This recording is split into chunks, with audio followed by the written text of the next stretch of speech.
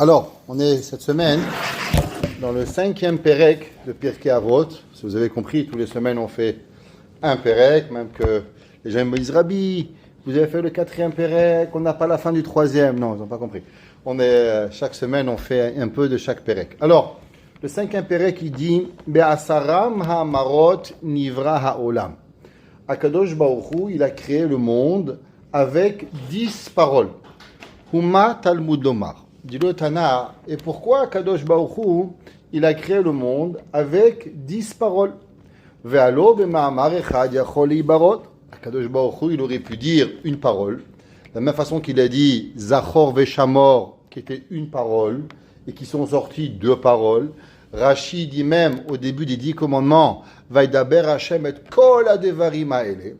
Rashi est de l'opinion que Kadosh Baruch Hu, il a dit en une parole les 10 commandements. Donc Kadosh Baruch Hu, il aurait pu dire en une parole toute la création du monde. Pourquoi Kadosh Baruch Hu, il a répété 10 fois Vayomer, Vayomer, Vayomer, Vayomer, Vayomer? Dire la Mishnah, Helali para mina reshaim, pour punir les mécréants, Shemehabdim et ha'olam, qu'ils font perdre le monde, Shenivra be'asara ma'amarot, que Kadosh Baruch Hu, il a créé, quelque part il s'est fatigué à dire 10 paroles. Veliten sachar tov la tzadikim, et de donner récompense aux justes, chez Mekai mimet ha'olam, que eux, grâce à eux, ils accomplissent le monde, chez Nivra be'asara ma'amarot. Alors tout d'abord, il y a une fameuse question. Si vous allez dans la Torah, vous êtes intelligent, et vous allez chercher combien de fois c'est marqué Vayomer. Et vous allez voir qu'il n'est pas écrit 10 fois Vayomer, mais il est écrit seulement 9 fois Vayomer. Alors pourquoi c'est marqué Be'asara Ma'amarot quand véritablement il est écrit seulement 9 fois? De plus, il y a une fameuse question qui est rapportée au nom du Ramban. On sait, si on regarde qu'est-ce qui a été créé dans la création du monde, si je vous demande qu'est-ce que Akadosh Baruch Hu, il a créé le premier jour, vous allez tous dire Shamaim va'aretz, le ciel et la terre. Pourtant, vous savez que le ciel n'a pas été créé le premier jour. Parce que qu'est-ce que ça veut dire le ciel? Le ciel, en hébreu, Shamaim, ça veut dire Sham Maim. Là-bas, il y a de l'eau. Quand est-ce que Akadosh Baruch Hu, il a séparé les eaux du haut et les eaux du bas? Seulement le 2e jour de la création. Donc si Akadosh Baruch Hu, il a créé le Shamaim le 2e jour de la création, alors comment c'est possible que c'est écrit dans le premier jour Bereshit bara Elokim et un Shamaim? C'est pas vrai. Le ciel n'a pas été créé le premier jour, seulement le 2e jour. Si on va, on continue. Et ha Shamaim ve et ha Aretz. Quand est-ce que Akadosh Baruch Hu, il a créé la terre? Eh bien, désolé de vous dire, pas le premier jour, pas le 2e jour, seulement le 3e jour de la création. Akadosh Baruch Hu. Akadosh Baruch Hu a dit Kavu ha'mayim makom echad, que toutes les eaux, elles se mettent à une seule place, vetera et hayabasha, et que la terre, elle soit apparue. Donc le 3e jour seulement de la création, Akadosh Baruch Hu, il a créé la terre. Alors revient à la question, qu'est-ce que Akadosh Baruch Hu, il a créé le premier jour, s'il n'a pas créé ni le ciel ni la terre? Quelle a été véritablement la création d'Akadosh Baruch Hu au premier jour? Le Ramban, il y a plusieurs opinions. Rashi dit qu'en vérité, Akadosh Baruch Hu, il a créé tout. Le premier jour, Dieu a créé le ciel, la terre, les arbres. Il a fait une tchouk-tchouka et il a tout créé et il a tout mélangé. Et après, chaque jour de la création, seulement Akadosh Baruch Hu, il a mis en place. Machal, comme un puzzle. Vous avez 1000 morceaux et vous mettez le haut, vous mettez les arbres, vous mettez... Après, on a seulement arrangé la bria. Mais la véritable création, elle a été le premier jour. Et ça va, olam haïta tohu vavohu. Le monde était tohu bohu parce qu'il n'y avait pas véritablement. Tout était là, sans véritablement avoir une forme. Et c'est pour ça que c'est marqué Bereshit bara Elokim et ha-shamaim ve et ha-aretz. Le Ramban n'est pas d'accord avec cette opinion-là. Et le Ramban, il pense que la création du monde, qu'est-ce que ça veut dire la création? Au début, il est écrit dans la Torah, Bereshit bara. Akadosh Baruch Hu, il a créé et ha-shamaim ve et ha-aretz. Si vous allez dans le reste de la Torah, depuis le Pasuk Aleph jusqu'à la fin de Yom HaShevi, c'est plus jamais mentionné le mot bara. Vayomer Elokim yehi or. Et Dieu, il a dit que la lumière fut. Vayomer Elokim yehi abasha, vehi rakia, qui soit une rakia. Demande au Ramban, pourquoi Kadosh Baruch Hu, il n'a pas dit Vayomer Elokim, yivra rakia, qu'on va créer la rakia, il va yivra yabasha, on va créer une étendue, qu'on va créer la terre. Pourquoi c'est jamais écrit dans toute la Torah, à part le premier jour, Bereshit bara, que Kadosh Baruch Hu, il a été un créateur. Nous dit le Ramban qu'en vérité, ce qu'on appelle, il dit en romain ou en grec plutôt, il dit que qu'est-ce qu'Akadosh Baruch Hu il a créé le premier jour de la création? Ni le ciel, ni la terre, ni le soleil, ni la lune, rien de tout ça n'a été créé. Akadosh Baruch Hu il a créé la première atome. Ce qui va dire le Ramban, ce qu'on appelle Yuli. Yuli, c'est l'essence de la création du monde. Aujourd'hui, on appelle ça une atome. Grâce à l'atome, on va pouvoir créer le monde. Le Ramban, il dit, tout l'univers, en vérité, c'est un composant, c'est une création de composition. Donc, en vérité, qu'est-ce que Akadosh Baruch Hu, il a créé le premier jour? Le premier jour, il n'y avait rien. Zéro markanchwalo. Ouais, ça n'existait même pas le rien. Parce que le rien, il est déjà une absence de quelque chose. Donc en vérité, Akadosh Baruch Hu, qu'est-ce qu'il a créé le premier jour? Akadosh Baruch Hu, il a créé la première matière. Avec cette matière, Akadosh Baruch Hu, il va créer l'univers.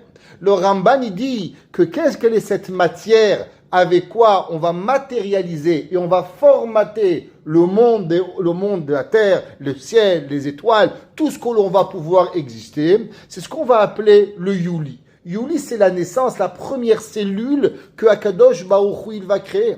Et c'est pour ça qu'il dit le Ramban que durant toute la création, Akadosh Baruch Hu parle plus de création. Parce qu'en vérité, la terre, le soleil, les arbres, tout ce qui va arriver n'est seulement la conséquence de cette cellule créatrice que Akadosh Baruch Hu, il a créée. Après, on va seulement formater cette cellule, on va mettre plus d'oxygène, plus d'hydrogène, plus de H2O, et on va juste la mélanger différentes façons pour que véritablement, cette cellule dans le monde, elle crée le monde. Mais la véritable création, le premier jour, c'est seulement une Nekuda. Le Ramban, le Gaon de Vina, il dit qu'en vérité, toute la création de l'univers, elle se trouve dans le point du bête de Bereshit. Qu'est-ce que ça veut dire? Le bête, comment on écrit? Il y a un bête et il y a un bête. Bereshit, c'est un bête.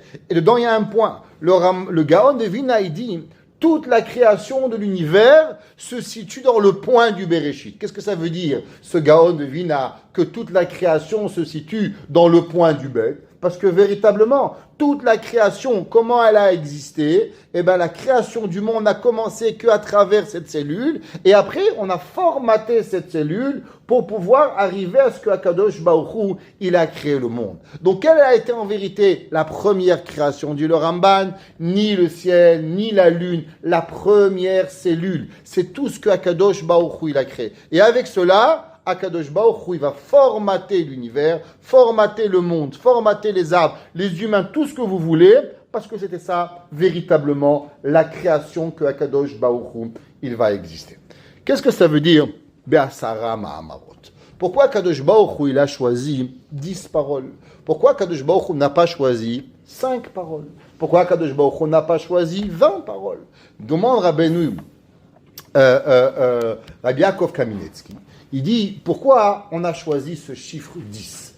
Alors, il y a quelque chose qui dit qu'à travers le temps, jamais on a réussi à comprendre, à travers tous les chercheurs, les philosophes, le Kuzari déjà, au Xe siècle, il s'est posé la question, comment ça se fait que tout le monde, que ce soit de l'Afrique, à la Chine, à l'Europe, tout le monde marche sur des décimales?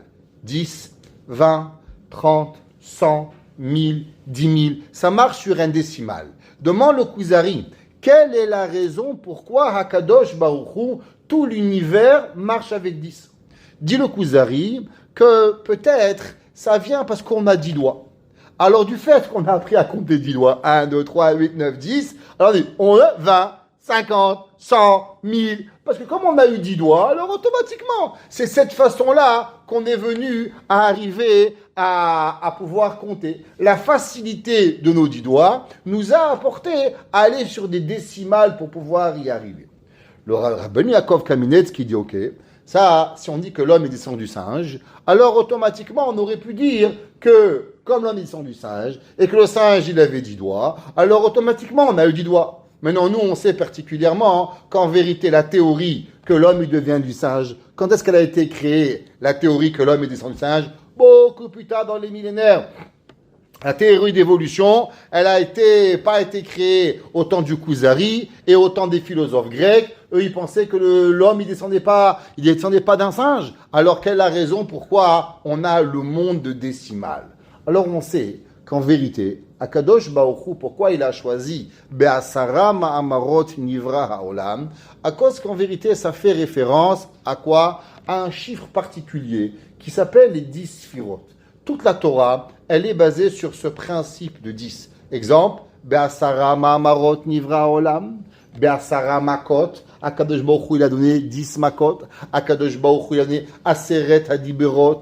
Toute la Torah, elle va aussi mentionner sur un chiffre 10. Et d'où il provient ce chiffre 10? Ce chiffre 10, il vient par rapport aux 10 sphères qu'Akadosh Baruch Hu il a créées. Chochma binadat, Chesed Gvura Tiferet, Netzach Od Yesod, Malchut, les 10 sphères. Dit Rabbi Yaakov Kamenetsky, c'est la seule et unique explication. Pourquoi dans le monde entier, on marche avec une décimale? On marche avec une décimale parce que Akadosh Baruch Hu, il a choisi de créer un monde qui vient Be'asara Ma'amarot. Et puisque Akadosh Baruch Hu, il a créé les 10 sphères pour pouvoir donner ce qu'on appelle un shefa, donner une lumière, donner un conduit de bonté à l'univers qui commence par la sagesse, la compréhension de la compréhension, après on va à la bonté, après on va à la rigueur, après on va à la tiferet, jusqu'à qu'on arrive au monde de la malchoute. Et du fait que ce chiffre 10, il a été donné à Adam Arishon, et Adam Arishon, il a été le premier être humain sur terre, que de lui vont sortir tous les humains qui vont arriver. Il dit Rabbi Yaakov Kamenetsky, c'est pour ça que l'humanité au complet, elle va sur une décimale sans jamais savoir pourquoi. Pourquoi elle marche sur une décimale? Parce que Akadosh Baruch Hu Be'asara Ma'amarot Nivra Olam. Il dit, si tu veux savoir comment l'homme il descend pas du singe et que l'homme il vient de Adam Arishon, la preuve c'est que depuis des millénaires, tout le monde marche sur une décimale sans jamais savoir pourquoi il y a une décimale de 10. Pareil, il y a une autre preuve, à savoir que la Kadosh Baruch Hu, c'est lui qui a été Mashrei Shrinato Ba'olam. Pourquoi tous les humains du monde ont une semaine de 7 jours? Vous pouvez aller chercher dans toute l'humanité, il n'existe personne qui a une semaine de 8 jours. Il n'y a personne qui a une semaine de 4 jours. À part en France, ils ont inventé les semaines de travail de 4 jours. Bon, mais là-bas, ça aurait pu même dire de 2 jours, il l'aurait fait pour ne pas travailler trop. Mais il en reste, c'est que toute l'humanité, elle a été créée sur une semaine de 7 jours.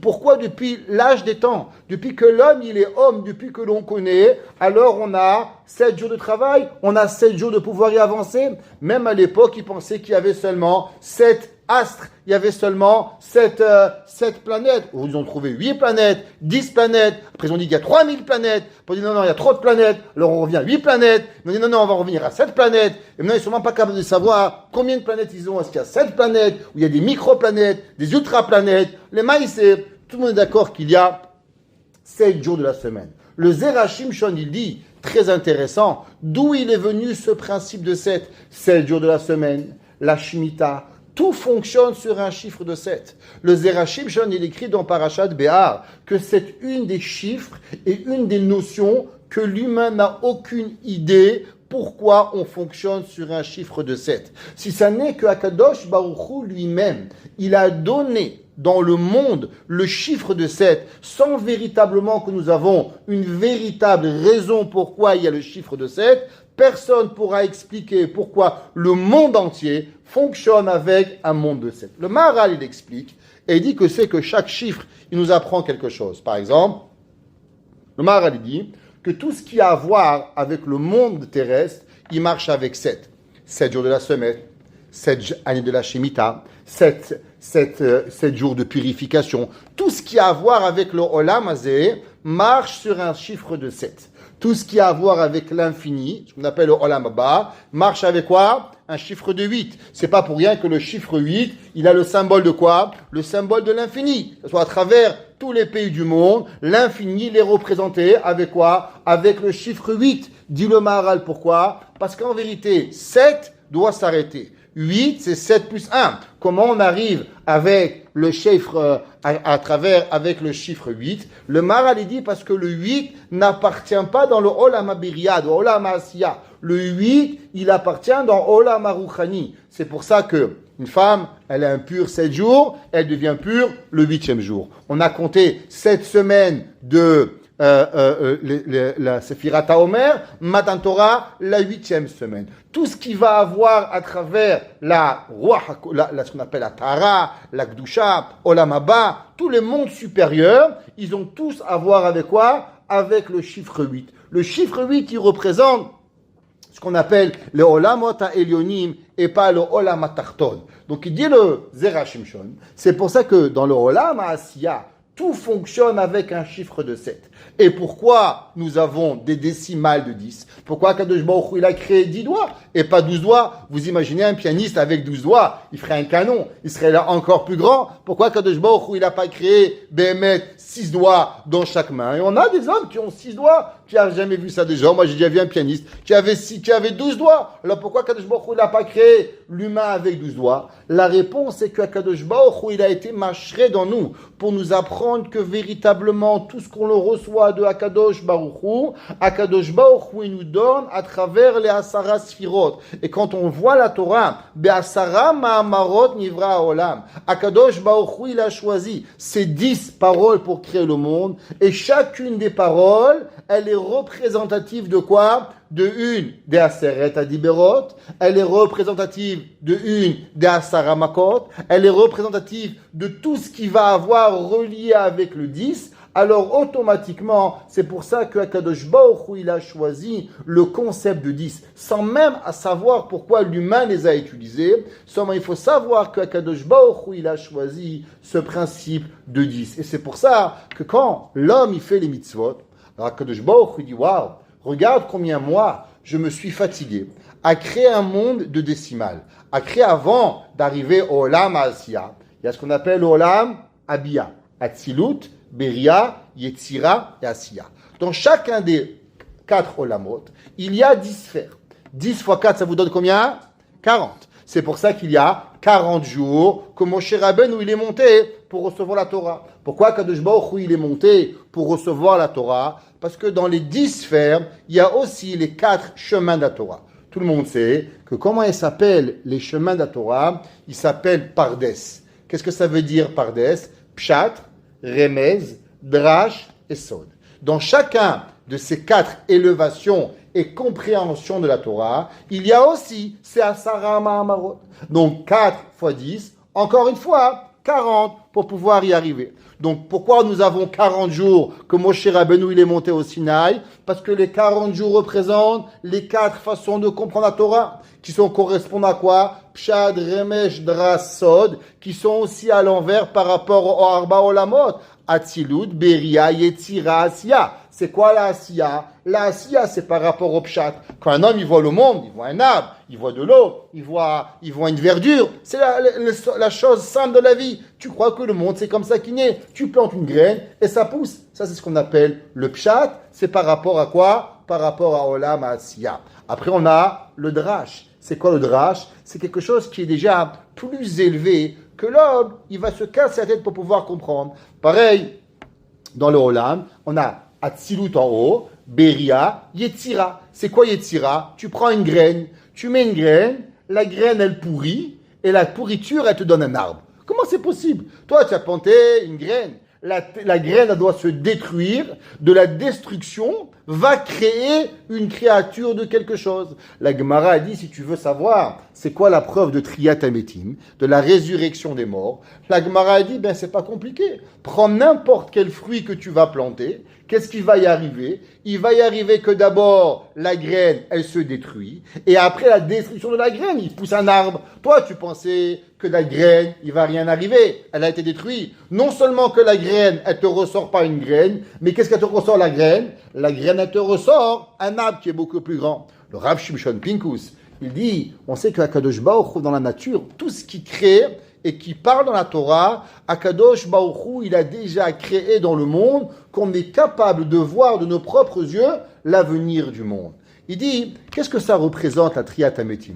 Triat Hametim, on prend un homme, il meurt, on le met dans une boîte, on le met dans la terre. La Gemara nous dit, quand on va se réveiller à la résurrection des morts, on va voir un nouveau monde, on va voir quelque chose qu'on ne comprend pas. Il demande Rav Shimshon Pinkus, où est-ce qu'on a vu ça? Que tu prends quelque chose, tu l'enterres, et il sort quelque chose d'autre qu'il n'a pas vu.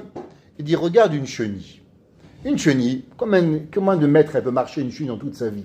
Une chenille Mskena, elle est née sur la 1940 Barclay. Avant qu'elle arrive au 1942, elle est déjà morte. Mskena, avec ses 1000 pattes à marcher à gauche et droite, la pauvre, elle s'est trompée, elle a fait un accident. Elle pense que l'humanité, c'est quoi? C'est 4 mètres carrés.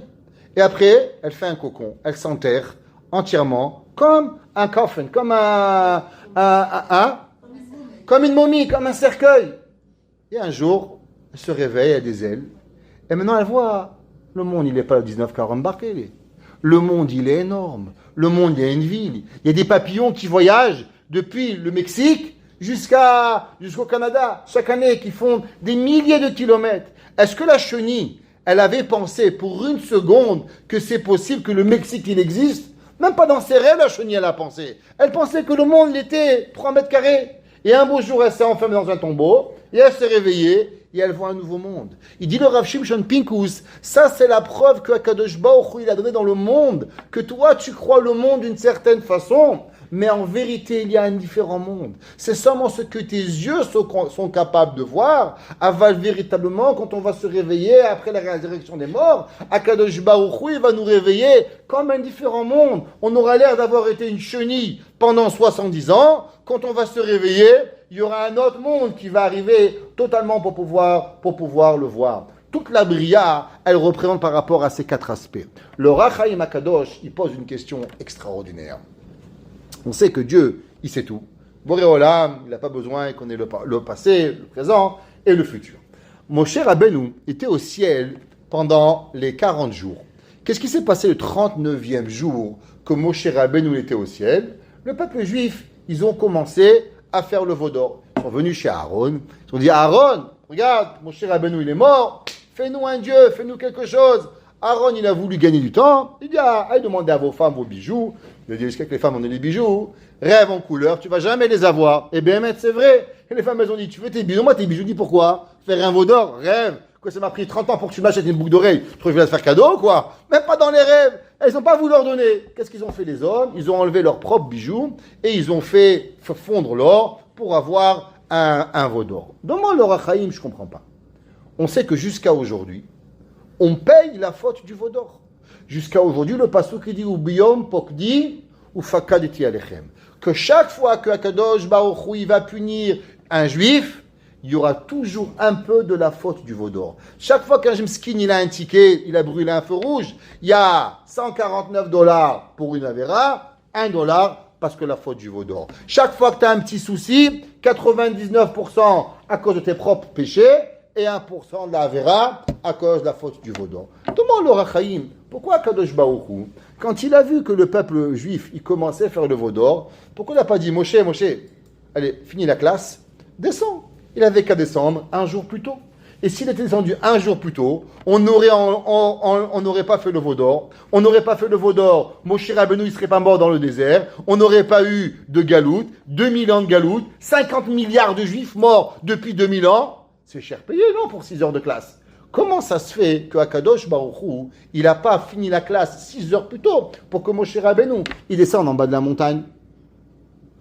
Il dit le Rachaïm. Vous savez, on a commencé à expliquer que pourquoi il y avait 40 jours dans le Sinaï par rapport aux 4 niveaux de la Torah. Pshat, Drash, Remez et Sod. Par rapport à quoi? Par rapport aux 4 Olamot. Atzilut, Beria, Yetzira, Asiya. Par rapport à chacun d'entre eux, par rapport aux 10 Sphirot. Donc ça veut dire que Moshe Rabbeinu, il a appris la Torah dans le Pshat, par rapport à Chochma, Bina, Da'at, Chesed, Gvura, Tiferet, Yetzach, Od, Yesod, Malchut, et à chacun d'entre eux, il devait apprendre la Torah par rapport à ces 10 sphères. Dis-le au Rachaim Akadosh, si on doit choisir entre un manque dans la Torah de une des sphères ou le veau d'or, quelle est la plus grande des catastrophes de l'humanité? La manque de la Torah dans une des 10 sphères. Il dit le Rachaim, Akadosh Baruch Hu, il a dû faire un choix. Est-ce que Moshe Rabbeinu va manquer quelque chose dans une des sphères de la Torah ou le veau d'or? Il dit le Rachaim Akadosh, le veau d'or, il y a une possibilité de se rattraper, à aider Teshuvah. Seulement, un manque dans la Torah, il y en a l'incapacité de récupérer ce manque. Et c'est pas qu'aujourd'hui, on vient et on va répéter la classe demain. La Torah, ça marche pas comme ça. Aujourd'hui, tu commences avec le Pshat, demain c'est le Drash, après c'est le Remez, et après c'est le Sod. C'est une fois dans la vie de l'humanité que Akadosh Baruch Hu pouvait enseigner la Torah à Moshe Rabbeinu de cette façon-là. Et si Moshe Rabbeinu l'aurait raté, alors la perte aurait été universelle et le monde aurait été détruit. Ça veut dire, on sait tous, que c'est marqué Vayi Echad, Vayi Erev, Vayi Boker, Yom Echad, et ce fut la nuit, ce fut le jour 1. Vayi Erev, Vayi Boker, Yom Shi, deuxième jour. C'est marqué Vayi Erev, Vayi Boker, Yom Ha-Shishi. Demande à Gemara, pourquoi le premier jour c'est marqué Ha-Echad? C'est marqué Ha-Echad, c'est marqué Echad. Sheni, Shlishi, Revi, Chamishi. Jusqu'à qu'on arrive au 6e jour, c'est marqué Yom Ha-Shishi. Pourquoi il y a un He en plus? La Gemara dit Hayayediya pour nous apprendre que Akadosh Baruch Hu, il a fait une condition avec le monde en disant humanité, création du monde. Si le peuple juif en l'an 2448 il accepte la Torah, alors automatiquement le monde il va rester. Mais si le peuple juif il n'accepte pas la Torah, alors le monde il va être détruit. Dis-le Rachaim, écoutez bien. Qu'est-ce que ça veut dire la Torah? La Torah, s'il manque une lettre de la Torah, elle n'est pas saoule, on ne peut pas avancer. Si Moshe Rabbeinu serait descendu 6 heures plus tôt, donc il aurait manqué quelque part une partie de la Torah, du Sod, ou du Remez, ou du Pshat, ou du Drash, je ne sais pas comment ça marchait dans les classes d'Akadosh Baruch Hu, donc tu aurais eu un manque de la Torah. Un cadeau, s'il n'est pas complet, imaginez-vous c'est une Ferrari, une Rolls Royce, il vous manque la batterie. Qu'est-ce que vous faites avec cette voiture? Vaut mieux une 2 chevaux avec une batterie qu'une Ferrari sans batterie, ça ne peut pas rouler. La Torah, elle est un ensemble. Si Moshe Rabbeinu, il avait manqué quelque part juste une infime partie de la Torah, alors automatiquement le monde, il aurait été détruit. C'est pour ça que Akadosh Baruch Hu, il a dit, waouh, c'est vrai qu'ils font Avodah Zara, mais je préfère que Moshe Rabbeinu, il reste encore 6 heures pour pouvoir apprendre la Torah, parce que le manque de ces 6 heures est irréversible pour pouvoir y arriver. Si vous comprenez ça, on va répondre à une question. Tout le monde sait qu'il y avait 2 enfants dans le ventre. Un s'appelait Yaakov, un s'appelait Esav. C'est marqué Vaïterotsatsu Habanim Bekirba. Il y avait les 2 bébés, il y a des jumeaux ici, des jumelles, non? Il y avait 2 bébés qui se bagarraient dans le ventre.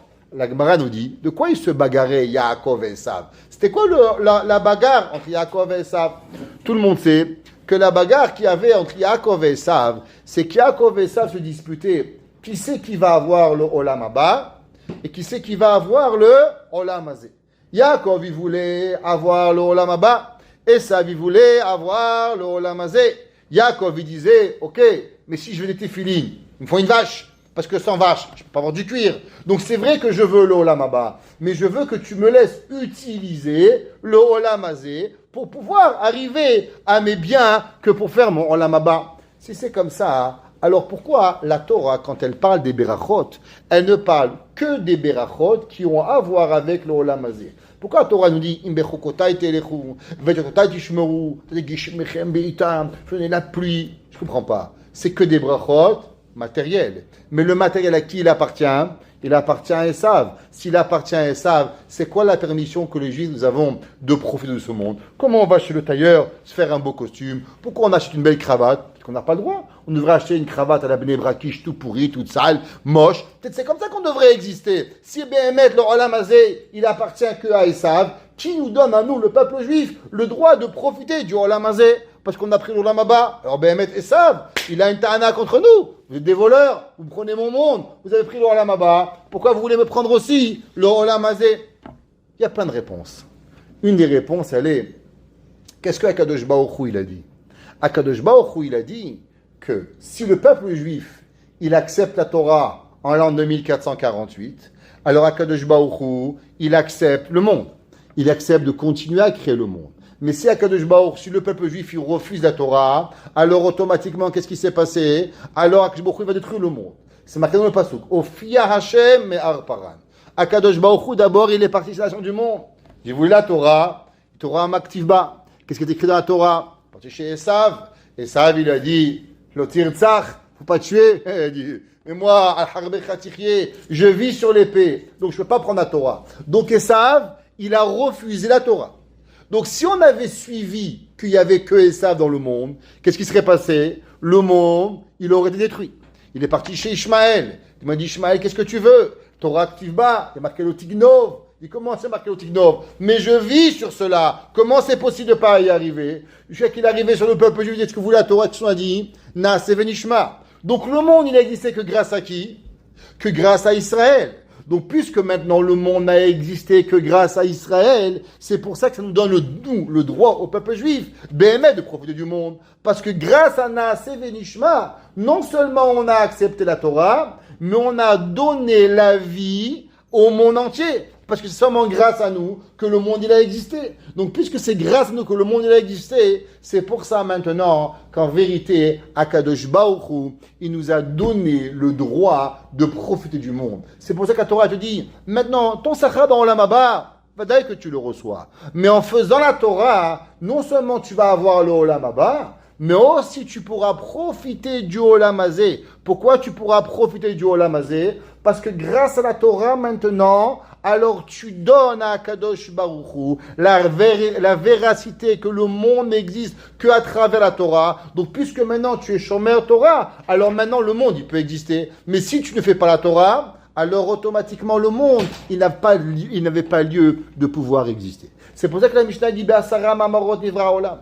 Pourquoi Akadosh Baruch Hu il a créé le monde avec Asara ma'amarot?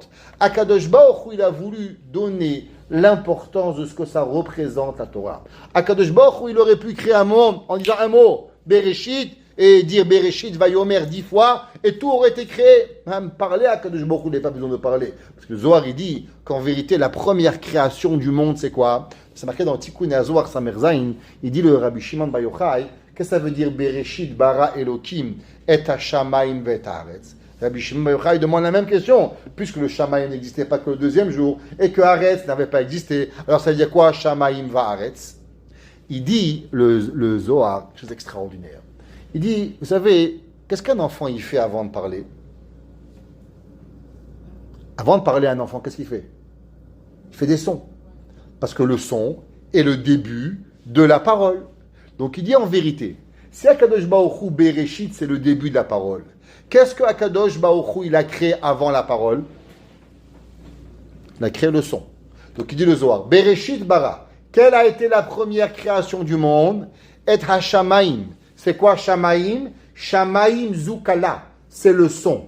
Vet Haaretz, et la terre, Zodibura. Parce que quand Akadosh Baruch Hu il a parlé, c'est là qu'il a matérialisé la création. Mais en vérité, la première création qui est de rester spirituelle, c'est pas la parole. C'est quoi? C'est le son. Comment vous appelez un chanteur extraordinaire?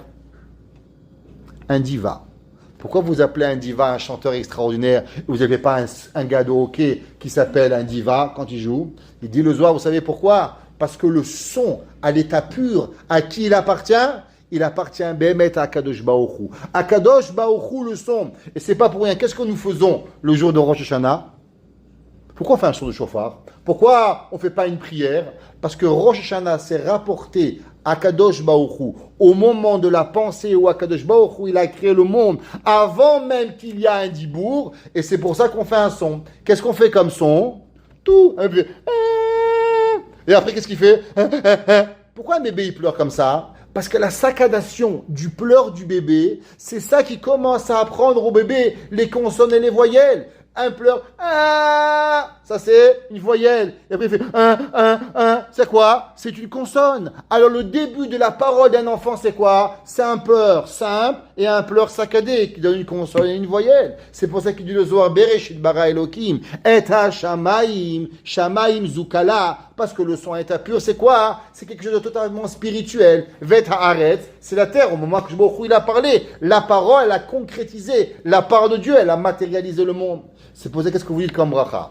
Baruch ata Hashem Elokeinu melech haolam, shehakol niya bidvaro. Que tout a été avec la parole. Pourquoi vous ne dites pas shehakol nivra bidvaro? Pourquoi vous dites shehakol niya? Qu'est-ce que ça veut dire niya? A existé. Nivra a été créé. Alors pourquoi quand on fait la bracha, on ne dit pas shehakol nivra bidvaro?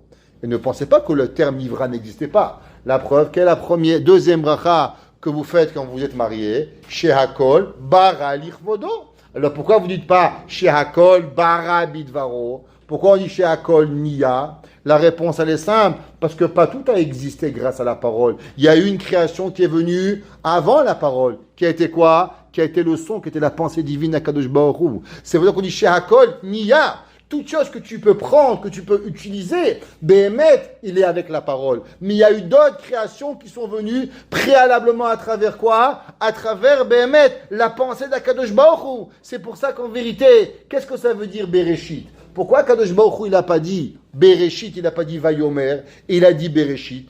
Parce que la première parole d'Akadosh Baruch Hu, si ça avait été écrit Vayomer Elokim, parler, ça veut dire qu'il y a déjà eu préalablement une création de la voix.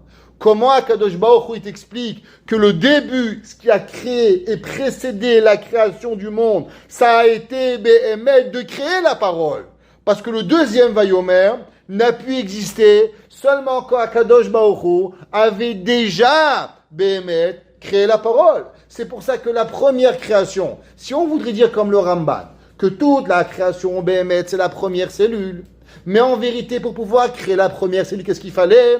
Il fallait créer la parole, parce que c'est la parole qui est créatrice. Baruch She'amar ve'haya ha'olam. Donc on ne peut pas dire Vayomer, parce que Vayomer est déjà une deuxième étape par rapport à la création. C'est pour ça que c'est marqué Bereshit. C'est quoi Bereshit? Bet-Reshit, deux débuts. C'est quoi deux débuts? Un, de créer le son, et deux, de créer quoi? La parole. Donc Bereshit, bara. Akadosh Baruch Hu, pour pouvoir être boré, il a déjà dû avoir une prédécision et un préalable avant même la parole. C'est pour ça que le premier terme de la création ne peut pas être Vayomer, mais il peut être que quoi? Que Bereshit, qui nous apprend que même la parole, elle a dû être créée, parce qu'avant l'univers, il n'existait pas la parole.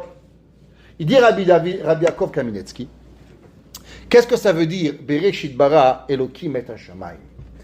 Souvent, nous, quand on pense au ciel, on pense aux étoiles.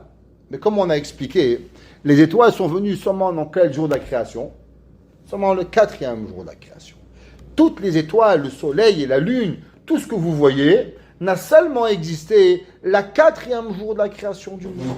Alors, qu'est-ce que Akadosh Baruch Hu, il a créé dans le premier jour de la création, qui s'appelle Bereshit bara Elokim et Hashamayim? Il dit, souvent vous avez entendu que quand vous faites des mitzvot, qui est vrai, alors on crée des olamot, on crée des mondes. Et quand on fait une avera, qu'est-ce qu'on fait? Alors on détruit des mondes. Seulement, quel monde? Moi j'ai allumé la lumière Shabbat, j'ai vu ni monde, ni chemin monde, j'ai rien vu de tout ça. Il dit, c'est vrai que l'homme humain, avec ses yeux, Akadosh Baruch Hu, nous a pas laissé voir ces créations du monde.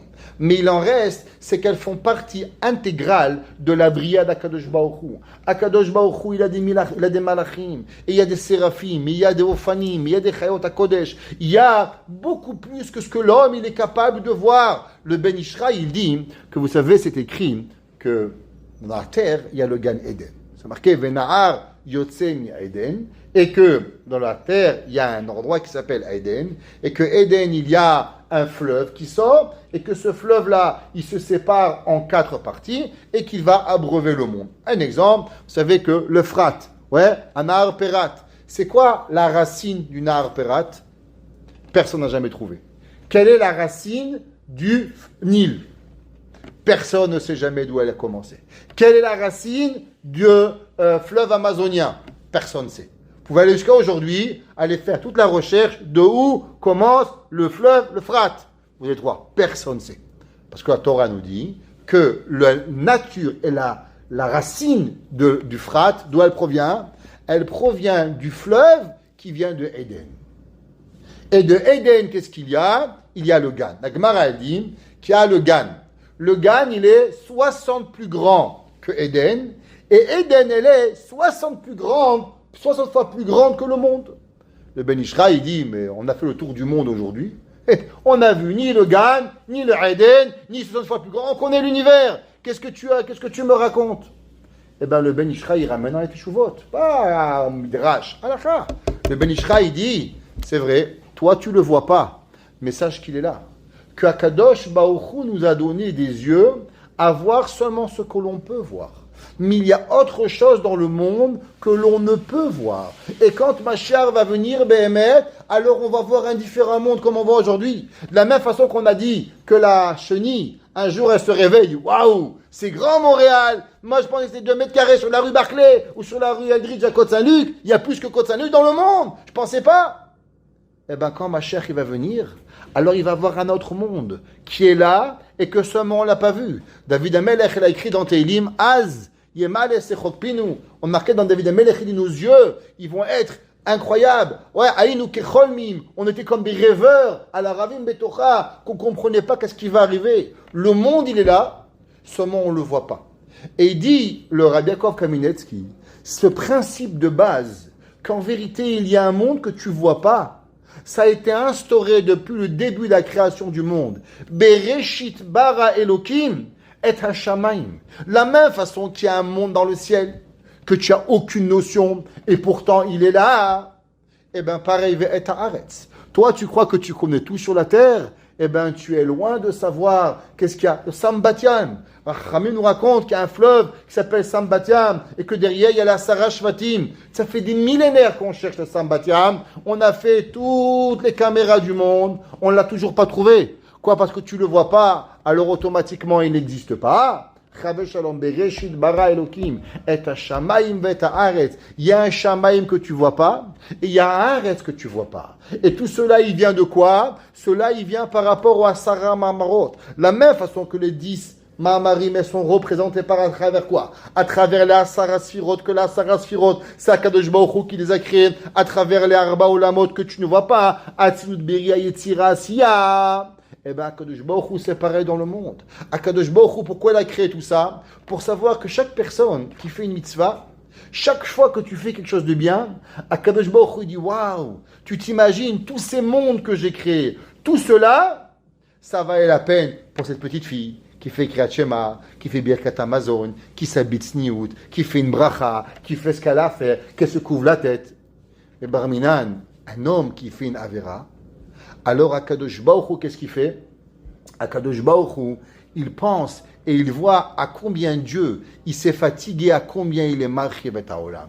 On va terminer avec un chose intéressant. La prochaine Mishnah, elle dit que Asara Dorot mi Adam ve ad Noach, qu'il y a 10 générations de Adam à Noach. Vous savez qu'à Noach, il y a eu un changement drastique dans le monde. Qu'est-ce qui s'est passé à Noach? Pourquoi Akadosh Baruch Hu, il a attendu encore 10 générations, malgré que de Adam à Noach, combien de temps il y a eu? 1600 ans. Vous savez que 1600 ans, c'est pratiquement un tiers du monde. Le monde, il tient que 6000 ans. 1600 ans, c'est passé de Adam vers Noach. Akadosh Baruch Hu, il a attendu. Qu'est-ce qu'il a attendu? Que les humains deviennent une bonne personne. Qu'un, ils disent à Akadosh Baruch Hu, je t'aime, je vais faire quelque chose. Malheureusement, c'est pas arrivé. Qu'est-ce qui est arrivé de particulier à Noach? À Noach est arrivée la permission à l'humain de manger la viande. Vous savez que jusqu'à Noach, tous les humains étaient quoi? Végétariens. Le peuple juif n'est pas anti-végétarien. Il faut savoir qu'il y a, je n'ai pas dit que c'est une mitzvah d'être végétarien, mais il n'y a rien de mal d'être végétarien. La Torah, elle n'est pas. Adam Arishon, jusqu'à Noach, ils étaient, je ne suis pas végétarien, ne vous inquiétez pas, je mange des bons steaks, ouais, je ne fais pas la promotion des végétariens. Un jour, il y avait un homme, il mangeait dans un restaurant une salade. Alors, il y a un homme, il mangeait un steak. Alors il y a une femme qui le regarde avec sa salade, elle lui dit, vous savez combien la pauvre vache que vous êtes en train de manger là, qu'est-ce qu'on a tué? Il dit oui, parce que vous l'avez mangé tout sans manger. C'est pour ça que j'ai dû la manger. Ok. Alors, la Torah, elle n'interdit pas le végétarien. Mais la Gemara, elle dit, chose intéressante, la Gemara dit qu'un Amaretz, il n'a pas le droit de manger de la viande. Un Talmid Chacham, il peut manger de la viande. Il y a une discussion dans les opinions des Chachamim. Pourquoi un Amaretz, il n'a pas le droit de manger de la viande? Le Ran, Rabbeinu Nissim, il dit à cause qu'on a peur qu'il ne va pas bien faire la halacha, il va mal faire la shechita, il va mal faire ce qu'il y a à faire, c'est pour ça qu'il vaut mieux pas qu'il la mange. Rabbi Yaakov Kaminetsky, il dit pas du tout. Si c'était cela, alors on aurait dû dire Amharet she'eno yodeh halachot, qui ne mange pas, celui ignorant de la halacha, alors il n'a pas le droit de la manger. Pourquoi la Torah elle a dit Amharet, il n'a pas le droit de manger de la viande? Alors vous savez qu'on a dit souvent dans nos cours un principe, qu'il y a, encore une fois, 4 éléments de la création du monde. C'est quoi les 4 éléments de la création du monde? Domem, Someach, Chai, Medaber. Il y a 4 éléments. Domem, l'inerte, Someach, le végétal, Chai, le vivant, et Medaber, l'homme. Et le Kuzar, il dit qu'il y a un 5e qui s'appelle Israël. Domem, Someach, Chai, Medaber. Israël qui est au-dessus du 4e élément qui s'appelle le Medaber. Maintenant, chaque élément, il a un rêve. C'est quoi le rêve de chaque élément? Le domaine, il a envie de devenir Tsomeach. Le Tsomeach, il veut devenir Chai. Le Chai veut devenir quoi? Medaber. Le Medaber, qu'est-ce qu'il veut devenir? Israël. Chaque élément, il a envie de devenir plus haut. Comment il se passe? Le domaine, l'inerte. Qu'est-ce qu'elle rêve, la terre? Que tu lui mets une graine dedans. Quand tu mets une graine dans la terre, qu'est-ce que tu as rendu ta terre, qui est inerte? Tu l'as donné maintenant une force d'être Tsomeach, de pouvoir passer à l'étape supérieure de devenir un Tsomeach. Maintenant, un Tsomeach, il y a un bout de gazon, il est comme ça. Je dis, monsieur, bout de gazon, de quoi tu rêves? Je dis, moi, je rêverais d'être une vache. Je rêverais d'être un mouton. J'imagine, je ne bouge pas. Je suis là, j'aimerais partir à droite, à gauche, voir les trains. Ça serait intéressant. Comment le Tsomeach, il peut devenir un Chai? Et bien, quand la vache, elle mange de l'herbe, alors maintenant, en mangeant de l'herbe, qu'est-ce qu'elle est? Eh bien, elle devient supérieure au Tsomeach. Elle devient un Chai, parce que la vache, elle a besoin de 100 kilos par jour de manger. Alors, grâce aux 100 kilos ou aux 20 kilos, je ne sais pas combien elle mange une vache, de gazon, de Tsomeach, alors tout ce qu'elle mange devient maintenant une partie. Elle a intégré quoi? Elle a intégré à devenir un Chai. Maintenant, imaginez-vous, vous avez une petite vache. Vous demandez à la vache, dis-moi la vache, de quoi tu rêves? La vache, elle va vous dire, je rêve d'une seule chose. Pourquoi je suis bête? Pourquoi je connais seulement manger, travailler, manger, travailler? Je rêverais de pouvoir avoir un pouvoir, de pouvoir réfléchir, de pouvoir savoir la différence entre le bien et le mal, entre le tov et le ra, mitzvah et avera. Je rêverais d'avoir un sachar ba'olam haba. La vache aussi, elle veut pouvoir grandir. Donc la vache, pourquoi la vache, on a le droit de tuer une vache pour pouvoir être mangée? La réponse, elle est, c'est que vous n'avez aucun droit. C'est pas parce que vous êtes un humain que vous pouvez tuer une vache. C'est parce que quand vous mangez une vache, alors vous rendez et vous élevez la vache de Chai à Medaber. De la même façon que la vache, quand elle mange l'herbe, elle va aider l'herbe à passer de Tsomeach à Chai. Pareil, quand vous mangez une vache, en vérité, vous ne faites que accomplir la volonté que la vache elle a de passer de Chai à Medaber. C'est ça, toute sa volonté. Seulement, il y a 2 genres de Medaber. Il y a un Medaber à 4 pattes et il y a un Medaber à 2 pattes. Un homme qui mange une vache, qui mange de la viande, mais malheureusement, il ne fait pas les mitzvot, alors même la vache, elle ne veut pas être mangée par lui. Pourquoi la vache? Parce qu'elle dit la vache, avant, quand j'étais un Chai, je faisais Ratzon Hashem. Hashem m'a créé une vache. Hashem m'a créé un mouton. Je fais rien de mal. Je suis le Ratzon d'Akadosh Baruch Hu. Je fais à 100% à chaque seconde la volonté de Dieu. Je vous demande une question. Est-ce qu'une vache, quand elle arrive au ciel, pourquoi tu n'es pas devenu un éléphant? Je dis, mais tu m'as fait une trompe. Je suis une vache. Je suis une vache, je reste une vache. Et le mouton, on va dire, pourquoi tu n'es pas devenu un rhinocéros? Il dit, moi, je ne suis pas un rhinocéros. Je ne vis pas en Afrique. Je vis à Montréal. Je suis un mouton. Le mouton, en étant un mouton, il n'a jamais fait rien de mal pour être un mouton. La vache, elle est Mekayem Ratzon Hashem parce qu'elle est devenue une vache et qu'elle reste une vache. Mais quand un homme qui a un amaretz, il mange une vache, qu'est-ce qui se passe?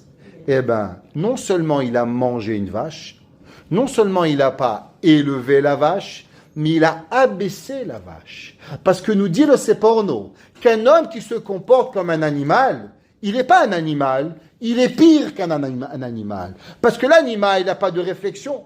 Mais toi, tu as une réflexion et tu te comportes comme un animal, alors tu es pire que l'animal. Le Seporno, il dit qu'un homme qui se comporte comme une vache, il est pire qu'une vache. Alors pourquoi le Hamaretz, il n'a pas le droit de manger la viande? Parce que tu n'as jamais eu le droit de manger la viande. Ton seul droit est l'élévation de la matière à une matière supérieure. Mais de l'élévation de prendre une matière et de détruire une matière, tu n'as pas le droit. Vous allez me dire, mais ça sort où ce Issour? Baltashrit. C'est quoi Baltashrit? Interdit de détruire. C'est quoi l'interdiction? Il y a une fleur, tu la coupes. Pourquoi? C'est comme ça, j'ai envie. Pourquoi tu n'as pas le droit de couper une fleur? C'est mon arbre. Mais tu n'as pas le droit. La nature ne t'appartient pas. Toute chose qu'Hachem il a créée, il a une raison pour pouvoir donner un arbre, pour donner des fruits. Tu n'as pas le droit de couper un arbre fruitier. Pourquoi? Parce qu'à je veux du bois. Mais le bois par rapport à une pomme, ça s'appelle détruire. On n'a pas le droit de couper un arbre fruitier pour avoir du bois. Oui, mais ça va me chauffer. Je dis oui, mais va te chauffer avec un bois qui ne donne pas de fruits. Un arbre qui donne des fruits, faut le laisser pousser parce qu'il va s'élever, il va grandir, il va te donner plus à pouvoir arriver un jour que ce tsoméach fasse partie du rail d'un être vivant. Quand tu prends un arbre et tu le brûles, qu'est-ce que tu fais? Alors tu le détruis de tsoméach et tu le ramènes à quoi? À domem. Prendre quelque chose de tsoméach, le ramener à domem, t'as pas le droit. Pareil de prendre un chai et de le ramener à un chai minus moins, t'as aussi pas le droit.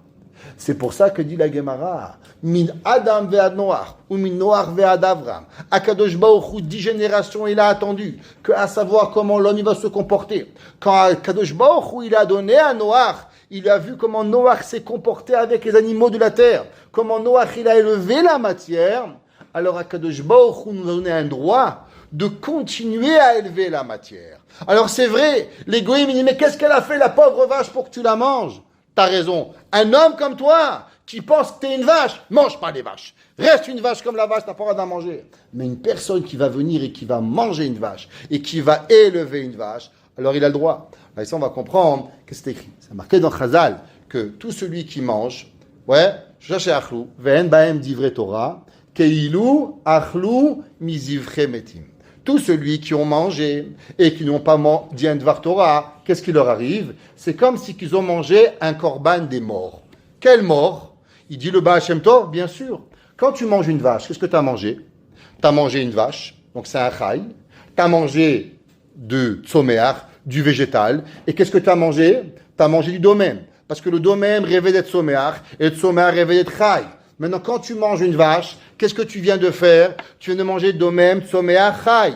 Quand tu fais un Dvar Torah, tu viens d'élever le domem, le tsoméach et le chai. Mais quand toi maintenant tu manges parce que tu as un goinfre sans faire un Dvar Torah, keilu achlou mizivre metim. C'est comme si tu as mangé, que tu les as tous tués. Tuer qui? La terre, le végétal et l'animal. Parce que chacun d'entre eux n'avait qu'un seul rêve, c'est de s'élever à une matière plus haute. Mais toi, quand tu manges pour remplir tes plaisirs sans pour élever Akadosh Baruch Hu, alors l'homme, il détruit non seulement la vache, non seulement la végétation, mais même la terre que l'homme, elle a été poussée, ce végétal.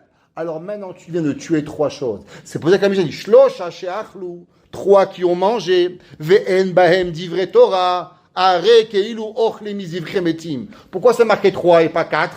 3, domem tsomeachai, les 3 éléments que tu manges quand tu manges un animal, alors automatiquement tu as détruit toute la nature parce que l'homme il n'a pas dit un Dvar Torah. Tandis que quand l'homme il vient et il élève la matière, Bereshit bara Elokim, quand l'homme il parle, quand l'homme il avance, quand l'homme il donne, quand l'homme il se sert d'Asara Mahamarot pour pouvoir y arriver, Azim Ken Bemet, il peut élever avec lui toute la bria que Akadosh Baruch Hu l'a créée.